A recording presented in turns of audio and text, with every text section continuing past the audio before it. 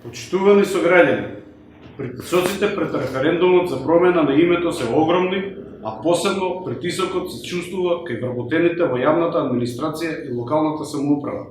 Директорите на средното, основните училишта и детската градинка во Свети Николе во разговори на само со вработените отворено им наложувале да излезат и гласаат за престојниот референдум. Отворено, заканувајќи им се со намалување на бројот на часови и бркање од работа доколку останат дома и не гласаат.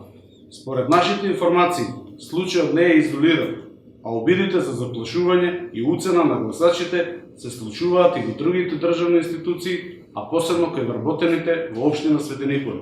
Под притисок е не само јавната администрација, туку и приватниот сектор, односно малите дуќанџии и земјоделците, на кои им се закануваат со нарачани инспекции и неисплаќање на земјоделските субвенции. Ова се однесува и за вработените во приватните фирми, чии газди, откако Зоран Заев јавно повика да ги подкупуваат своите вработени за да излезат на 30 септември, се врши огромен притисок и врз нив. Ги повикуваме надлежните државни институции да ги превземат нивните законски овластувања како би ги заштитиле вработените од отворениот политички мобинг од страна на директорите.